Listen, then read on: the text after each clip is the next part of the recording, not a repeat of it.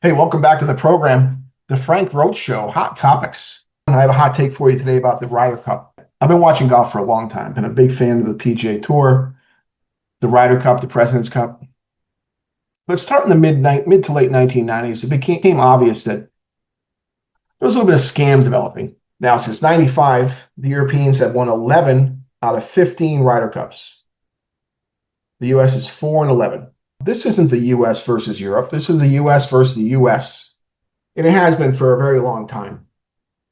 European players abandoned their home countries, abandoned the European Tour, which became the DP World Tour, which is comical. There's no more European Tour at all.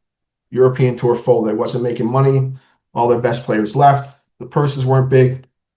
And so they all abandoned their home countries to come to the U.S. for the best golf, the best competition, the best coaches, the best universities, the best golf courses, the best places to live. Let's go over there. Let's make our money over there. Let's abandon our home country and let's go over there. Let's not help make European golf stronger. Let's just go jump into the US PGA Tour. And I'm just going to use one brief example. I'm just going to use this year as an example of what I'm referring to. And that is increasingly the US has been playing essentially US players. The best of the PGA Tour. The only difference is where they were born. Everyone wants to play in the US when it comes to professional sports, even soccer now. For the money, the prestige, the best competition, the best venues. Let's just take a quick look at the criteria to be part of the European Ryder Cup team. And by the way, this same thing can be said for the World President's Cup team as well. You have tournament category, major championships, 5,000 points available. So that includes the US PGA Tour, the US Open, the US Masters, and of course the British Open. But 3 of the 4 are US tournaments played in the United States. Those are the most points allowed. Then we have the essential playoffs for the PGA Tour, the PGA Tour signature events, the FedEx Cup playoffs. That's 3,000 points. So the 2 major point categories for the European Tour qualification are the 3 of the 4 majors in the US, and then the US playoffs, which is related to the PGA Tour only. Next, they have the DP World Tour Rolex Series events. That's what has become of the European Tour. That's only 2,000 points. Then we have other PGA Tour regular events. That's 2,000 points. Then we have the DP World Tour back 9 events, 1,500 points. The DP World Tour Global Series events, 1,000 points. And the PGA Tour opposite events. So they have 1, 2, 3, 4, 5, 6, 7 categories to gain points to be part of the European team. The vast majority of the points in categories relate to the PGA Tour. I mean, comical. So 1, 2, 3, 4 of the 7 relate to the PGA Tour. And so that's how a European player becomes a member of the European Ryder Cup team. Essentially play the US PGA Tour. Prior to 1995, they had played most of their events on the European Tour within Europe, in the continent, Western Europe, and the UK, of course. And then we look at the details of the European team, as you can see here on the screen. So 12 players: Aberg, Fitzpatrick, Fleetwood, Hatton, Hogard, Hovland, Lowry, McIntyre, McIlroy, Rahm, Rose, and Straka. Look at these numbers. These are not European Tour players. These are American golfers. Aberg went to college at Texas Tech, took a golf team spot from an American player.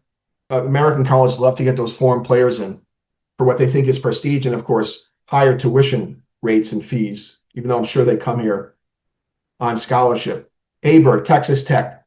He played 21 events in 2025. 18 of the events were in the U.S. on the PGA Tour. 85.7% of all his rounds were on the PGA Tour, and he's a member of the European Ryder Cup team. Guaranteed he has a home in America and spends most of his time in the golf season in America. Fitzpatrick, college, Northwestern. Took another roster spot from an American player. 24 events in 2025, 20 of those on the PGA Tour, 83.3%. Again, probably has a home in America somewhere, spends most of his time here. Fleetwood, didn't go to college, played 21 events in 2025, 18 of those on the PGA Tour, 85.7%. Again, home in America, most of his time in America. Hatton, didn't go to college, 21 events in 2025, 9 events in the PGA Tour, 14 on that horrible Live Tour, 42.9%. The only one below 50% on the whole team in terms of number of rounds played in the United States. Hogard, didn't go to college, 21 events in 25, 12 of those on the PGA Tour, 57.1%. Hovland, Oklahoma State, took a roster spot from American golfer, 20 events in 2025, 17 on the PGA Tour, 85%. You see where I'm going with this? Again, homes in America, time spent in America. Lowry went to college at Dublin. The only one that didn't go to who went to college and didn't go to college in the United States. 22 events in 2025, 19 on the PGA Tour, 86.4%. Again, home in America, most of his time in America. McIntyre, McNeese State, American College, took a roster spot for an American golfer. 26 events in 25, 21 events on the PGA Tour, 80.8%. McIlroy didn't go to college, came to the U.S. as soon as he was able to, has been playing the U.S. PGA Tour since he was very, very young, just getting started. 19 events in 2025, 14 in the PGA Tour, 73.7%.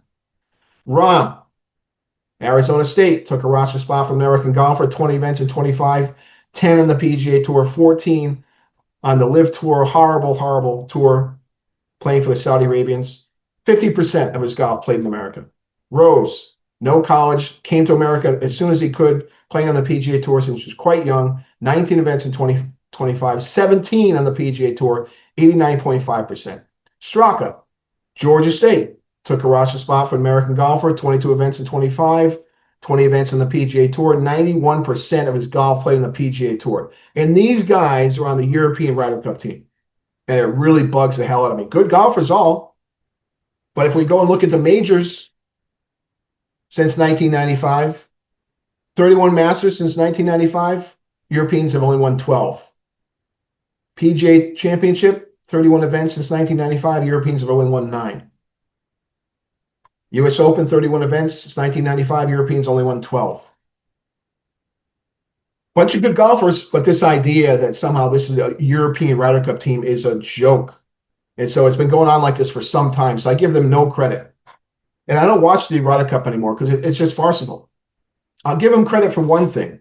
The European players get to demonstrate without question, without hesitation, pride and nationality and patriotism for their home countries of birth. For beating the U.S. The U.S. does not show that same kind of patriotism, nationalism, and hasn't for a long time. It's almost like they're embarrassed to get too excited. Anyway, here's my idea. You got to restrict PGA play for these European golfers.